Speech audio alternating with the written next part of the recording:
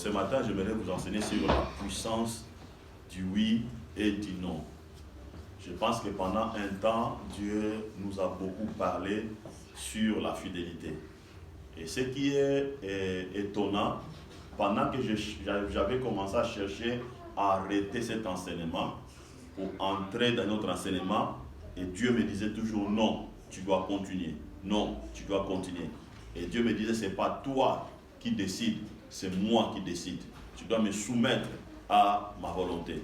Et voilà pourquoi je me suis laissé conduire par l'Esprit jusqu'à ce que le dimanche passé, j'ai senti la paix dans mon cœur et j'ai dit, ok, Seigneur, je crois maintenant que tu viens d'ouvrir notre porte pour entrer dans notre dimension d'enseignement. Nous allons lire Matthieu chapitre 5, verset 37.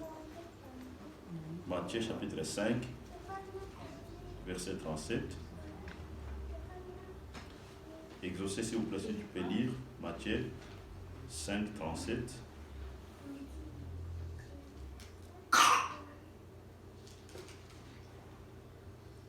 Matthieu chapitre 5.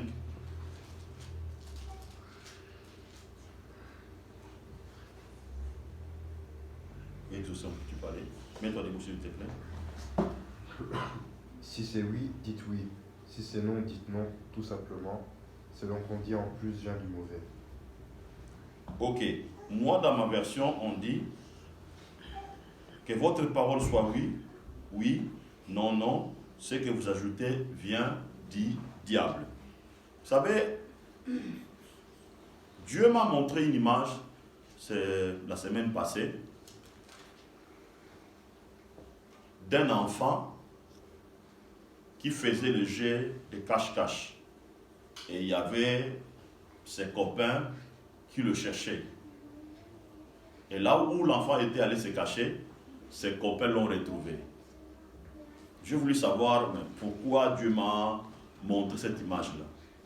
Et je me suis laissé guider par le Saint-Esprit. Et là, Dieu va m'enseigner quelque chose. Dieu m'a dit, tu vois ce jeu-là de cache-cache. C'est comme moi je fais avec mes enfants.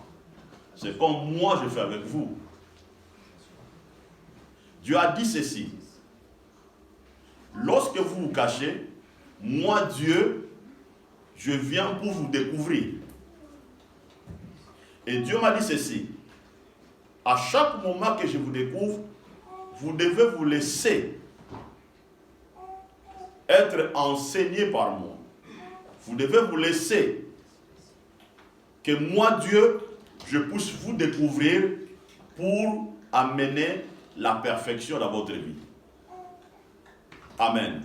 Et là, Dieu m'a montré aussi l'image d'Adam. Lorsque Adam, il est parti se cacher lorsqu'il a péché. Dieu était venu pour découvrir Adam. Parce que Adam, il avait voulu faire un jeu de cache-cache avec Dieu. Il est allé se cacher dans sa position et Dieu est venu pour découvrir Adam. Donc je pense, quand Dieu nous parle, Dieu vient pour nous découvrir. Et nous devons nous laisser être découverts par Dieu afin que Dieu puisse amener la perfection dans notre vie. La Bible dit ceci, que votre parole soit oui, oui, ou non, non. Mais ce qui est très puissant et très étonnant, la Bible dit ceci, ce que vous ajoutez en dehors de votre oui ou en dehors de votre non, ça vient du diable. C'est très fort, c'est très puissant. Pourquoi? Parce que notre salut ou votre salut dépend de votre oui et dépend de votre non. Je vais expliquer tout ça. Pourquoi j'ai dit que votre salut dépend de votre oui ou de votre non. Il y a beaucoup de gens aujourd'hui regrettent à cause que hier, il avait dit oui à quelque chose. Hier, il avait dit non à quelque chose. Aujourd'hui, certaines personnes, certains hommes, certaines femmes, certains pasteurs ou certains jeunes aujourd'hui, ils regrettent parce que hier, il avait dit oui à quelque chose et il avait dit non à quelque chose. Je vais expliquer. Regardez l'image des pauvres Lazare et l'homme riche. Lorsqu'ils étaient dans le monde des vivants, l'évangile était arrivé à l'homme riche. Mais l'homme riche avait dit non. Lazare, il avait dit oui. Maintenant, ils vont se retrouver maintenant de l'autre côté de la réalité. Et là, l'homme riche va se rendre compte que les noms qu'il avait dit à l'évangile, ça lui a rattrapé de l'autre côté. Vous comprenez? Et il commence à regretter. Mais c'était déjà trop tard. Mais le oui que le pauvre Lazare avait déclaré, avait dit, avait amené le salut dans sa vie. Donc on voit ici, dans le oui du pauvre Lazare, quelle que soit sa pauvreté, quelle que soit la réalité qui était autour de lui, il avait dit non aux œuvres de l'ennemi. Il avait dit non aux œuvres du diable. Donc, il a, malgré sa position, il a maintenu son oui. Il n'a pas voulu ajouter autre chose qui pouvait venir compromettre sa décision de oui. Amen. Je pense que lorsqu'on reçoit notre Seigneur Jésus-Christ comme Seigneur Sauveur, quand la parole arrive, nous disons oui à cette parole. Nous disons oui à l'appel de Dieu et nous disons non aux œuvres du diable. Nous disons non au monde. Amen. Mais pendant que vous déclarez votre oui et vous déclarez votre non, vous devez faire très attention parce que en dehors de ces décisions-là, il y a une puissance des ajouts. Amen. Je vais expliquer ça. Vous savez, dans chaque oui ou dans chaque non que nous déclarons, il y a une sémence qui est semée. Dans votre oui, dans votre non que vous déclarez, il y a une sémence que vous semez dans votre oui, il y a une sémence dont vous semez dans votre non. Parce que votre avenir, votre destinée dépend de votre oui et dépend de votre non. C'est très important que vous compreniez ça. Votre avenir, votre destinée dépend de votre oui et dépend de votre non. J'aimerais que vous puissiez considérer cette parole que je voulais vous dire. Bien aimé, écoutez-moi. Dieu peut vous donner une destinée. Mais le parcours de la vie peut modifier votre destinée. Vous comprenez? Je vous donne l'exemple. Si aujourd'hui, moi, je commets une bêtise en disant je me sépare avec mon épouse.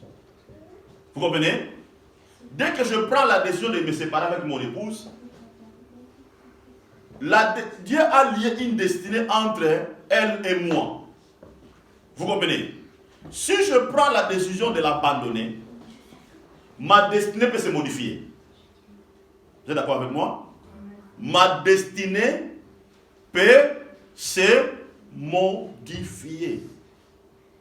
Cela veut dire certaines choses dont Dieu avait prévu qu'à travers elles, je puisse l'accomplir, ça peut être avorté.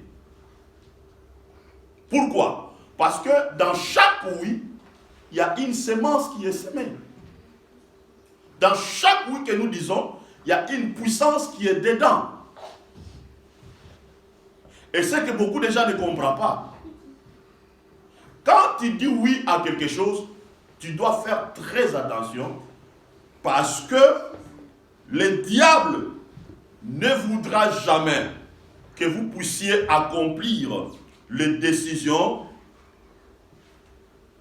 qui sort de votre bouche par oui et par non.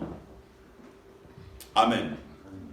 Le diable ne voudra jamais que vous puissiez accomplir le oui qui sort de votre qui sort de votre bouche. Le diable ne voudra jamais ça. Voilà pourquoi la Bible dit ceci. Que votre oui soit oui, que votre non soit non. Ce que vous ajoutez vient du diable. Amen. Regarde-moi. Lorsque nous disons oui, il y a un impact qui se passe au niveau de notre pensée. Il y a un impact qui se passe au niveau de notre cœur. Cela veut dire, tu as dit oui par quelque chose qui te lie en alliance avec Dieu ou qui te lie en alliance par rapport à quelque chose que tu veux accomplir. Vous comprenez? Tu dis oui parce que derrière ce oui-là, il y a la foi, il y a l'amour, il y a la passion, il y a beaucoup de choses qui sont autour de ça. Parce qu'on ne dit pas oui pour dire oui. On ne dit pas non pour dire non. Amen. Parce que tu as dit oui, parce que tu as vu que cette chose-là me convient. Cette chose-là peut changer ma destinée. Et ça fait quoi? Ça impacte ta pensée et ça change ta vision à travers le oui ou le non que tu viens de dire. Amen. Maintenant, quand tu dis oui à quelque chose, le diable viendra, le vent viendra, confronter, les épreuves viendront, confronter le oui qui se trouve dans votre esprit, qui se trouve dans votre pensée. Je vous donne l'exemple simple. Jésus a dit aux disciples de passer de l'autre côté. Les disciples ont dit oui, nous allons traverser. Mais pendant qu'ils traversaient, les vents se sont élevés. Qu'est-ce qui va se passer? La pensée des autres disciples a changé en plein voyage. Parce qu'il y a les vents, parce qu'il y a les épreuves. Vous comprenez?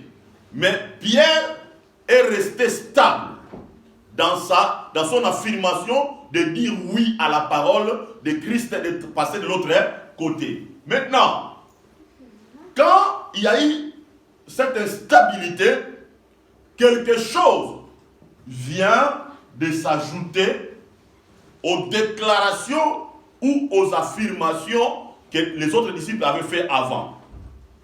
Et lorsqu'ils ont ajouté ça, ça changeait leur vision de Christ ou du monde spirituel.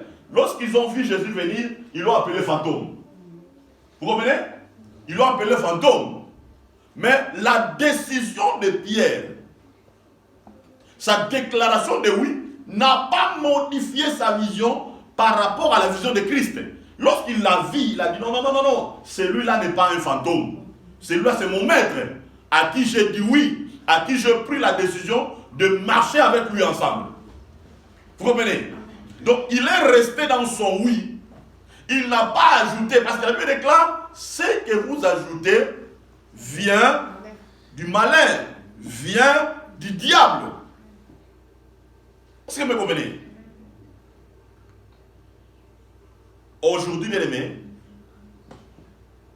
tu peux corriger les choses dans ta vie.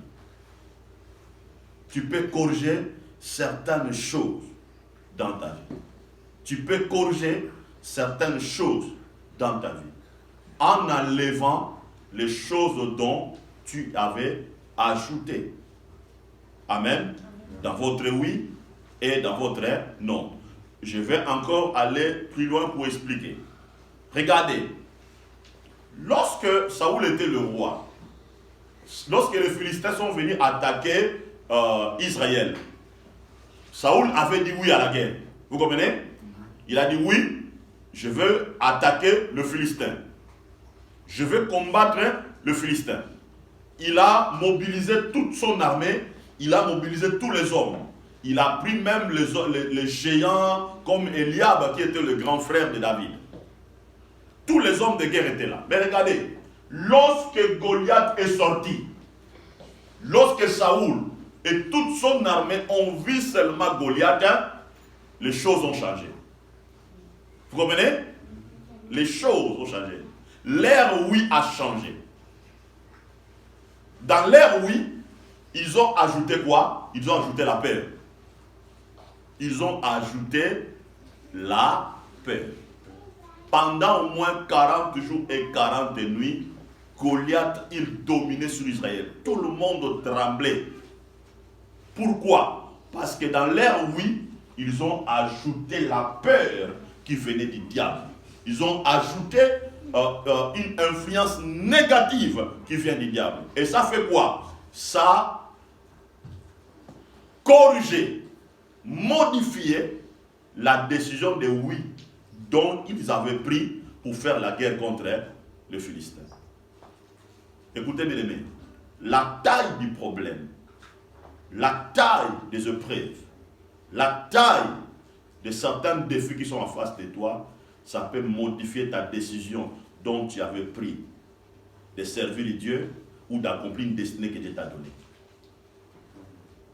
C'est très important que nous puissions comprendre ça. Certaines difficultés, certaines choses peuvent modifier. Mais si tu restes à la garde, tu te dis à toi-même, quelle que soit la taille de Goliath, quelle que soit la taille des épreuves, quelle que soit cette situation, rien ne changera mon oui, rien ne changera ma destination, ma déclaration. Donc tu dois te décider maintenant, à ce moment-là, il faut que la puissance du non puisse agir. Vous comprenez? De dire non à Goliath. Que Goliath n'a pas le pouvoir sur moi, n'a pas le pouvoir sur ma famille, n'a pas le pouvoir sur ma destinée. Même si hier j'ai commis une erreur, même si au début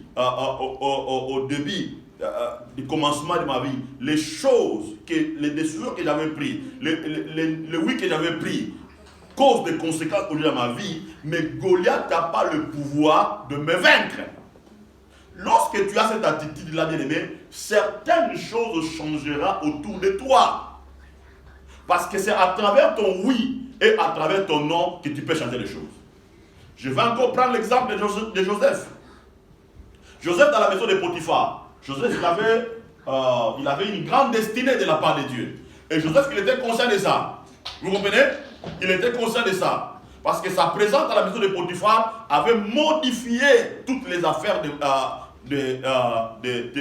Potiphar. C'est pour ça que je vous dis, chaque personne que tu peux rencontrer dans ta vie, il peut modifier ta destinée. Dans le bon sens ou dans le mauvais sens.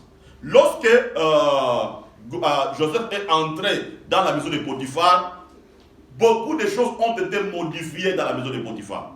Maintenant, lorsque la femme de Potiphar, elle a voulu tenter Joseph pour le séduire, parce que souvent nous prêchons, les gens pensent que cela avait pris une journée. Bien aimé, ça a commencé peut-être de mois et de mois. Mais ce jour-là, Joseph, il a dit non à la demande de la femme de Potiphar. Vous comprenez?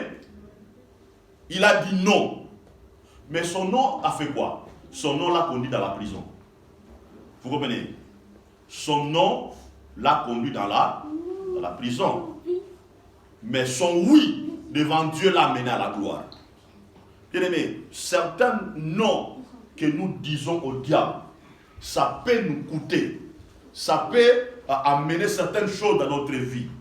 Mais, la Bible dit ceci, si Dieu est pour vous, qui sera contre vous? Amen.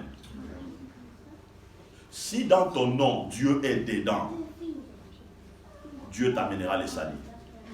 Il t'amènera la délivrance. Dieu fera certaines choses dans ta vie. Amen. Parce que ce que vous ajoutez dans votre oui ou dans votre non corrige votre destinée. Amen. Ou additionne votre vie.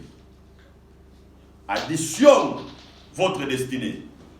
Votre oui ou votre non est l'image de votre avenir. Amen. Votre oui ou votre non est l'image de votre avenir. Je répète, votre oui ou votre non est l'image de votre avenir. Je peux aller plus loin. Votre crédibilité et dans votre oui et dans votre non, votre crédibilité. Amen. Je vais donner un témoignage. Vous savez, lorsque mon papa Kelani, m'a donné la mission, amen, en 2015, je ne dirai pas tout ce qu'il m'avait dit, parce que ce jour-là, on n'était que moi et mon épouse. Il m'a dit des choses dont je devais garder pour moi. Vous comprenez? Il m'a dit certaines choses, tout ça. J'ai dit, papa, écoutez, ce que tu m'as demandé, ce que tu m'as dit de faire, je le ferai. Sa préoccupation, son souci, il m'a dit, mon fils, je ne veux pas laisser des immeubles, je ne veux pas laisser des avions, mais ce que j'ai besoin de laisser, c'est l'héritage à travers les écrits. Mais toi, Dieu t'a mis à côté de moi pour qu'à travers toi, ces héritages-là puissent rester. J'ai dit, ok papa, je veux le faire. Et écoutez-moi, il m'a demandé 3 fois. 3 fois. Est-ce que mon fils, tu vas le faire? J'ai dit, oui papa, je vais le faire. Il m'a dit, agenouille-toi. Il prie pour moi. Il rentre dans sa chaise, il s'assoit. Il parle. Moi, j'enregistre. Il me demande encore, mon fils, tu vas le faire. J'ai dit, papa, je veux le faire, je dois le faire. Il m'a dit, agenouille-toi. Il prie encore pour moi. 3e fois, il s'assoit. Il me demande encore, mon fils, tu vas le faire. J'ai dit, papa, je vais le faire. Et j'étais triste. J'ai dit, mais pourquoi papa me demande ça? Il prie pour moi pour la 3e fois. Il ne m'avait donné rien comme moyen financier. Il m'a remis que ses écrits. J'ai dit, papa, je vais le faire. Et quand je travaille le premier livre, j'ai envoyé pour papa. Il a lu le livre de A à Z. Il a dit exactement ce que je voulais. Maintenant, après la publication, papa m'a dit ceci. On n'était que nous deux. Il m'a dit, mon fils, depuis que j'ai commencé le ministère, c'est pour la première fois que j'ai bien dormi. C'est pour la première fois. Et moi, j'ai lu ça prophétiquement. J'ai compris que j'avais satisfait le besoin de son cœur. Il me demande encore le 2e livre et le 3e. On a fait le 2 et le 3e. Maintenant, écoutez ce qu'il va me dire au bureau. Quand on a publié les 2 livres, il m'a dit, fils, garde mon témoignage. Même quand je ne serai pas là, protège mon témoignage. Cela veut dire, il me demande à moi de faire un effort, d'être encore plus sérieux, de rester dans mes décisions de oui et de non. Vous comprenez?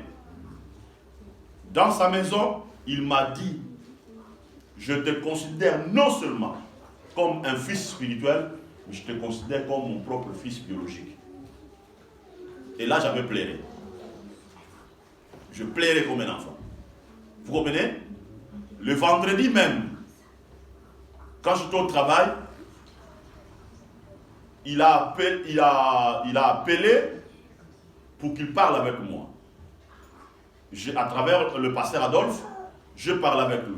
Mais papa m'a dit des choses incroyables. Incroyables. Non, j'ai dit, papa, c'est moi qui peux te le dire à toutes ces paroles-là. Il a dit, fils, tu mérites que je te dise ces choses. J'ai dit, non, papa, c'est moi qui peux te le dire ça. Son besoin était seulement d'entendre ma voix. Il a dit, fils, ta voix a béni ma journée. Je suis dans la joie de t'écouter. Il m'a dit ceci, tu es mes membres. Tu fais partie des membres de mon corps. Et là, quand on a terminé certaines choses, je ne dirai pas, quand on a terminé, j'ai compris. Il m'a dit toutes ces choses-là parce qu'il a vu que j'étais resté dans les décisions de oui, dont j'avais pris pour là depuis les jours où il m'a remis la responsabilité. Vous comprenez? Et je serai clair. Depuis que moi, je sers Dieu à côté de Papa Nkelani, je sens beaucoup de choses changer dans ma vie. Je ne peux pas vous dire, il y a certains combats que j'ai rencontrés au niveau de santé, tout ça, Dieu m'a toujours libéré, délivré, et je sens la sécurité divine dans ma vie. Vous comprenez? Parce que votre oui et votre non, c'est une sémence dont tu sèmes pour que ton avenir puisse changer. Amen. Parce que lorsque nous n'accomplissons pas les décisions qu'on a prises par le oui, bien aimé, c'est comme si tu es en train d'additionner ta vie. Vous comprenez? Tu es en train d'additionner dans la vie. Hier, dans l'école fondamentale de la foi, je pense que quand je parlais, j'ai dit, il y avait un verset puissant qui exauçait à lire. La Bible déclare, la Bible dit ceci, mon fils, écoute mes instructions, pratique-les, applique-les, afin que tu puisses vivre longtemps sur la terre. Il y a beaucoup de choses que Dieu a déclarées derrière ça. Cela veut dire, lorsque nous disons oui et nous disons non aux choses qui peuvent compromettre notre vie, c'est comme si nous sommes en train de multiplier certaines bénédictions, certaines grâces dans notre vie. Mais lorsque nous ajoutons certaines choses qui viennent du diable, ça additionne notre vie. Vous comprenez? Ça fait reculer notre vie en arrière. La pensée de votre vie est dans votre oui et dans votre non. La pensée de votre oui, la pensée de votre vie est dans votre oui et dans votre non. Vous savez, la pensée, elle est comme un terrain vide. Vous comprenez? La pensée est comme un terrain vide. Parce que hier, lorsqu'on a fini l'école fondamentale de la foi, c'est Exaucé qui m'a posé une question, après avoir prié, tout ça. Il m'a posé une question sur la pensée. Et là, lorsque je lui ai expliqué, je lui ai donné certains détails, et c'est de là où, quand ils sont montés en haut dans la chambre, et c'est là où j'ai compris que la pensée, elle est comme un terrain. Comme un terrain vide. Vous comprenez? Maintenant, lorsque ce terrain est vide, il y a des semences qui viennent se planter dans ce terrain qui est vide qu'on appelle la pensée. Vous comprenez? Et lorsque ça entre, ça va faire quoi? Ça va produire de la semence, des racines, et ce terrain vide sera occupé. Maintenant, ta vie commencera à fonctionner selon le paysage ou la sémence qui est semée dans la pensée. Depuis hier les après-midi, j'ai des douleurs, j'avais des douleurs atroces ici. Je n'arrive pas même à descendre, à monter, tout ça. Même pour prier, ça devient difficile pour moi. Maintenant, le matin, lorsque je me suis réveillé, mais j'ai dit, à l'église, j'aurais du mal à prier. J'aurais du mal à prêcher. J'aurais du mal à faire, parce que je n'arrive pas même à faire le mouvement. Maintenant, quelque chose est venu dans mon esprit. J'ai dit, non, dans mes douleurs, je dois louer Dieu. Dans mes douleurs, je dois glorifier Dieu. Dans mes douleurs, je dois prier. Donc, j'ai commencé à planter de nouvelles décors dans mes pensées. J'ai commencé à déclarer des choses. J'ai dit, dans cette douleur, il faut que Dieu se glorifie. Dans cette douleur, il faut que Dieu soit élevé. Dans cette douleur, il faut que Dieu soit proclamé. J'ai commencé à proclamer ça. Et lorsque nous sommes arrivés ici, l'ennemi voulait me dire, non, assis-toi, tout ça. Non, non, non. J'ai dit, je ne dois pas m'asseoir. Je me suis mis debout. Malgré ces douleurs-là, j'ai commencé à adorer, à louer Dieu, à chanter, et j'ai commencé à sentir maintenant que la douleur, petit à petit, la douleur commence à partir. La douleur commence à partir. La douleur commence à partir. La douleur commence à partir. Pourquoi? Parce que si j'avais laissé l'espace, si j'avais ajouté ce que les douleurs me disaient, je n'allais pas adorer Dieu. Je n'allais pas glorifier Dieu. Maintenant, qui allait maintenant m'achever? C'est le diable. Est-ce que vous m'avez saisi? Donc, vous devez faire très attention à toute la sémence qui pousse au niveau de votre pensée.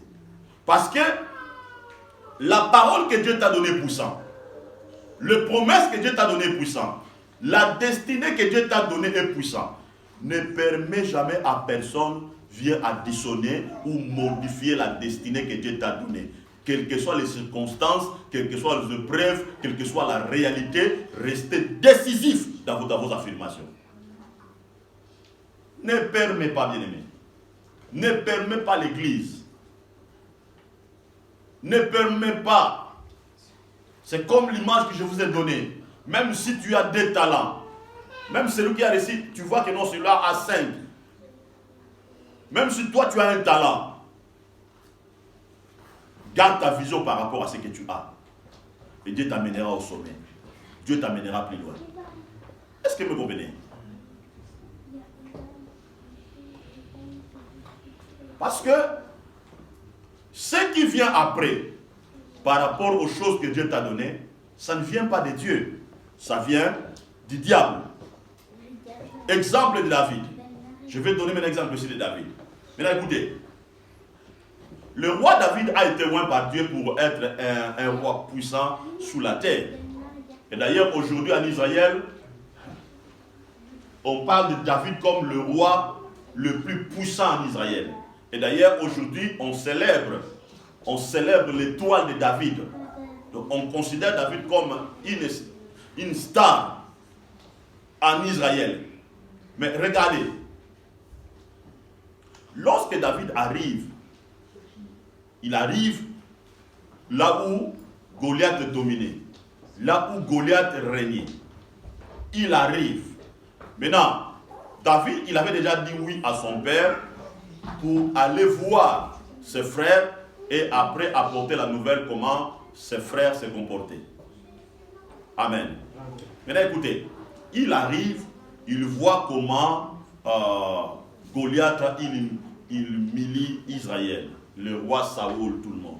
David, il prend la décision, il dit oui, moi je vais combattre ce Goliath. Vous comprenez? Moi, je vais combattre ce Goliath. Maintenant, lorsqu'il est parti, c'est son frère Eliab. Eliab l'a minimisé, n'est-ce pas? Il a minimisé David.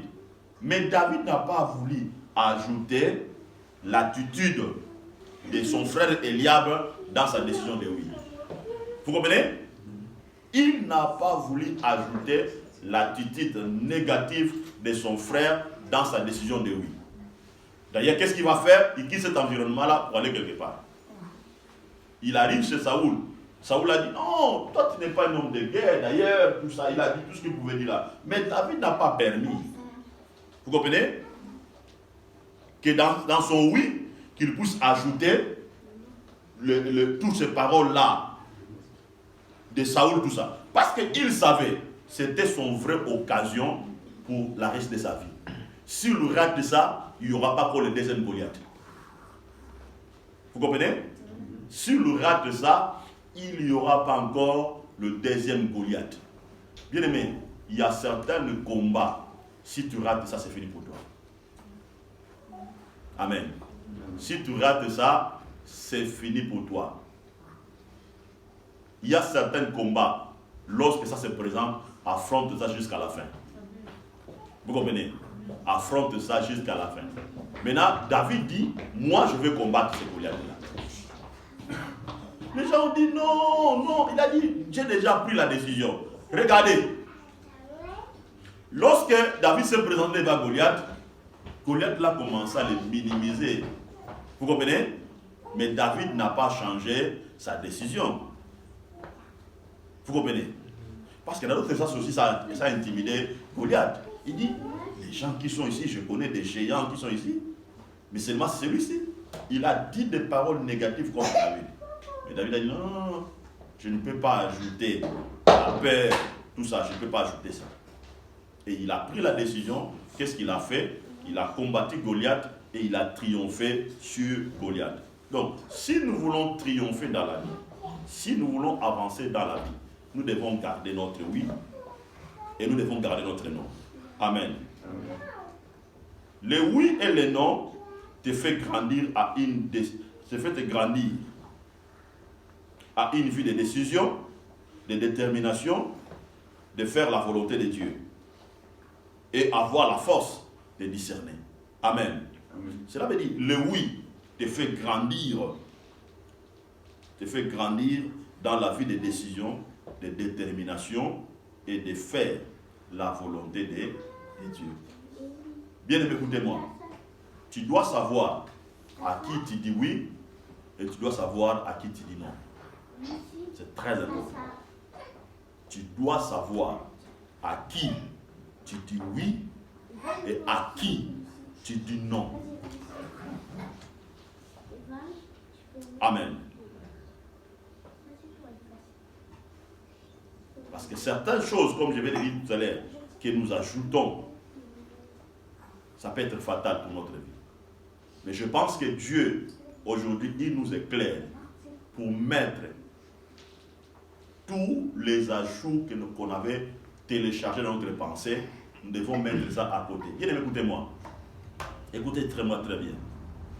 Vous savez pourquoi il y a des blessures aujourd'hui dans nos vies? Pourquoi il y a des déséquilibres dans notre vie? Parce que nous avions ajouté certaines choses du malin et ces choses-là viennent te déséquilibrer, viennent additionner ta vie. Mais Dieu ne vous a pas créé pour ça. Je vous donne l'exemple. Lorsque, regardez Adam, Dieu a créé Adam, il lui a béni. Il a dit multipliez-vous, remplissez la terre, tout ça, il a dit ça. Vous comprenez? C'est dans cette statue-là que Dieu a créé Adam. Maintenant, le diable n'était pas d'accord avec ça. Vous comprenez? Qu'est-ce qu'il a fait? Il est venu ajouter quelque chose par rapport à la position. Parce que Adam avait dit oui à ça. Il a dit oui à ça. Il a crié à ça. Mais lorsque Adam a ajouté quelque chose qui n'était pas selon la volonté de Dieu, quelque chose a changé dans la vie d'Adam. Amen. Regardez, et Adam va se retrouver qu'il est nul, qu'il est nul, qu'il est rien. Et qu'est-ce qu'il a fait? Il est allé se cacher. Vous comprenez? Mais c'est celui-là qui était parti se cacher, c'est celui-là que Dieu avait dit dominer, celui-là que Dieu avait béni, celui-là que Dieu avait dit multiplier la terre. C'est celui-là. Vous comprenez? Il est parti où? Il est parti se cacher. Écoutez-moi, lorsque Dieu est venu, Dieu a demandé, Adam, où es-tu? Amen. Parce que Dieu voyait que Adam, il n'était plus dans la position dont Dieu le voyait au niveau de la vision de Dieu. Donc, Adam avait additionné sa vie. Il a corrigé. Il y avait déjà des blessures. Il y avait déjà certaines choses. Et Dieu lui a dit, tu es où? Qu'est-ce que Adam va dire? Non, je me suis caché ici parce que je suis rien, je suis nul, je suis abattu, tout ça. Amen. Qu'est-ce que Dieu va faire? Dieu va lui dire, sortez là-bas. Dieu va lui faire un habit de peau. Amen. Et il va le couvrir. Amen. Dieu l'a couvert. Et si Adam avait compris ça, certaines choses devaient changer dans ta vie. Écoutez-moi bien aimé, quels que soient nos péchés, quel que soit notre péché, mais nous étions couverts par l'habit de la peau de Jésus-Christ. Tu ne m'as pas compris. Lorsque Jésus t'a sauvé, il t'a pris du péché, des blessures, tout ça.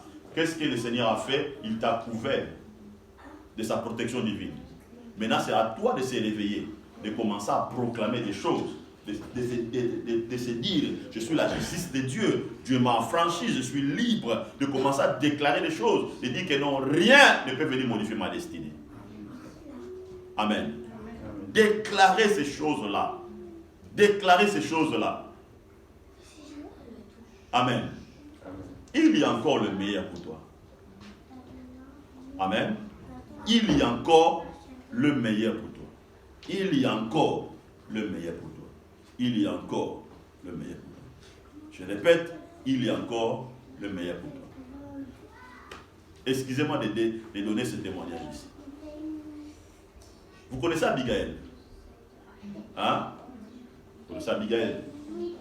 Écoutez, est-ce qu'Abigail était une femme qui peut se marier avec Nabal? Hein? Non, hein? Parce que Abigail, elle était une femme de valeur, pétrie de valeur, tout ça. Mais un jour, Abigail a commis l'erreur de dire oui à celui qu'on ne peut pas dire oui. Vous comprenez? Il a dit oui à celui qu'on ne peut pas dire oui. Un jour, il a compris ça. Elle a compris ça. Après la mort de Nabal, lorsque David a proposé à Abigail le mariage, David a compris, Abigail a compris, ici, je ne peux pas dire non. Amen. Amen. Ici, je ne peux pas dire non. Parce que si je dis non, c'est fini pour moi. Vous comprenez? Mais avant, elle avait dit oui à un homme qu'on ne peut pas dire oui. Mais ce que j'aime chez Abigail, elle avait gardé ses valeurs. Vous comprenez? Elle avait gardé ses valeurs. Elle avait gardé ses valeurs. Regardez l'enseignement qu'il a enseigné à David. David était un homme qui connaissait la parole. Il était un roi. Mais regardez les leçons de sagesse qu'il a données à David. Parce que David s'est fâché hein, quand Nabal s'est comporté de la manière dont il s'est comporté. David a dit, ok, ça va, celui-là, on va le tuer. Regardez, hein. Abigail a dit, roi, David, c'est inutile. Il est déjà mort, tel que tu le vois là. Laissez-le mourir par sa propre mort. Donc, ne mets pas même sa main.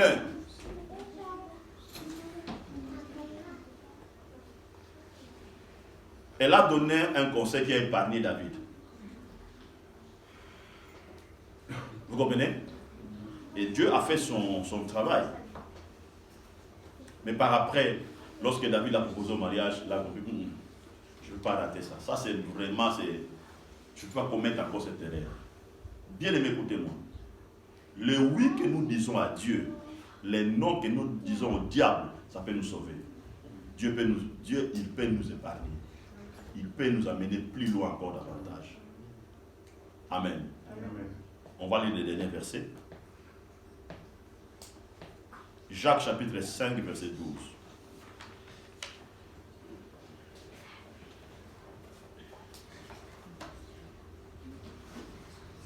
Jacques.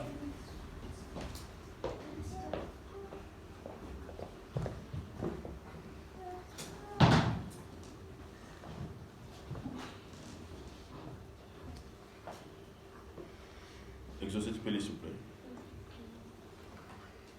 Surtout mes frères, ne faites pas de serment, n'en faites ni par le ciel, ni par la terre, ni d'aucune d'autre façon. Dites simplement oui si c'est oui, et non si c'est non, afin que vous ne vous tombiez pas sous le jugement de Dieu. Amen. Avant toute chose, mes frères, ne jurez ni par les ciels, ni par la terre. Ne jurez ni par les ciels. Moi, j'avais cette habitude-là. Tellement que j'étais garçon là bon dans la maison. Je ne touche pas aux affaires de mon père, de ma mère, tout ça. Maintenant, si quelque chose se perd à la maison, on dit, mais qui a pris ça, tout ça? Ouais, je commence à pleurer, je prends mon doigt, je mets sur la tête, je dis, c'est pas moi, tout ça. Juste dans le but de montrer que non, je suis innocent. Vous comprenez? Donc Dieu m'a dit, même si tu es innocent ici, ne jurez pas. Vous comprenez? Avant toute chose, mes frères, ne jurez ni par le ciel, ni par la terre. On peut pas jurer au nom de mon père qui est mort, au nom de ma mère, tout ça. Et la Bible déclare, il ne faut pas jurer, c'est un péché. Donc tu veux seulement montrer que non, Tu veux montrer toujours. Amen. Donc, la Bible déclare, la Bible dit ceci. Avant toute chose, mes frères, ne jurez pas par les ciels et ni par la terre, ni par aucun autre serment, ni par aucun autre serment. Parce que il y a certaines choses qui peuvent nous faire entrer dans l'alliance sans le savoir. Vous comprenez? Ça peut te faire entrer dans l'alliance ténébreuse, tout ça, sans le savoir.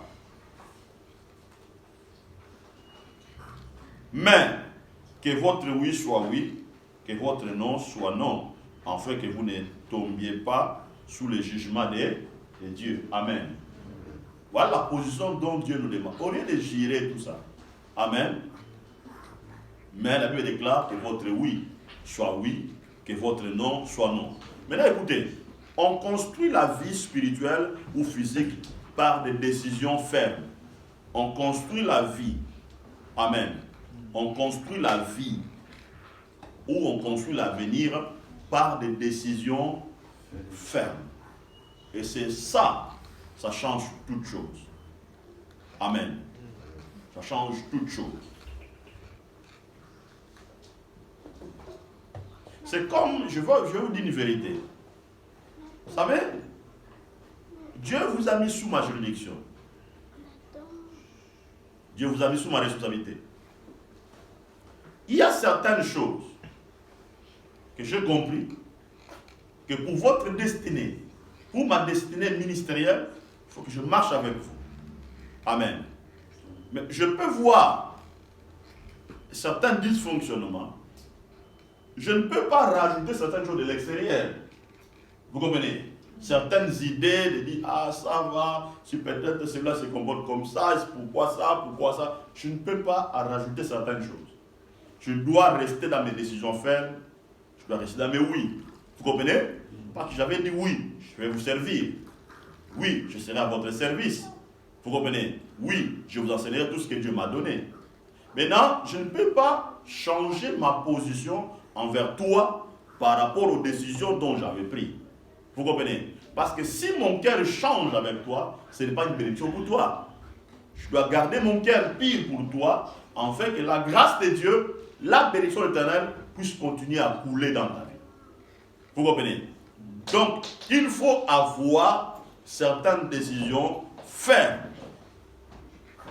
Et voilà pourquoi, bien aimé, il est important parfois d'entrer dans les secrets, chercher la face de Dieu, prier le Seigneur, chercher des orientations de Dieu, parce que votre oui vous donne de nouvelles orientations. Et votre non vous donne aussi de nouvelles orientations. Voilà pourquoi le Seigneur a dit que votre oui soit oui, que votre non soit non. Ce que vous ajoutez, ça vient du diable. Et d'ailleurs, le Seigneur lui-même, pour clôturer, le Seigneur lui-même a dit ceci. Je suis venu pour accomplir. Amen. Je ne suis pas venu pour enlever, mais je suis venu pour accomplir. Et voilà pourquoi tout ce qui était dans la Bible, le Seigneur ne l'a pas retiré ça. Mais il a fait quoi? Il a accompli. Donc, si certains docteurs, certains séditaires viennent pour enlever ce que Jésus n'avait pas enlevé, ce sont les gens qui ajoutent la philosophie du diable dans la sainte doctrine. Amen. Nous devons faire attention à ça. Et c'est pour ça que vous allez voir aujourd'hui, il y a certains séditaires qui s'opposent au baptême d'eau, qui s'opposent aux saintes, qui s'opposent aux dîmes, qui s'opposent de venir à l'église, qui s'opposent à beaucoup de choses, qui s'opposent au mariage, qui s'opposent. Mais cette doctrine-là, d'ailleurs, la Bible a tout prévu ça. Amen. Et la Bible leur appelle le séditaire. Parce qu'elle déclare, c'est lui qui enlèvera même un iota de la parole de Dieu qui soit quoi? Qui soit maudit. Amen. Donc, nous ne pouvons pas ajouter. Mais nous devons dire oui par rapport à ce qui est écrit. C'est pour cela que Jésus a dit au diable, il était il est écrit. Amen. Que le Seigneur vous bénisse.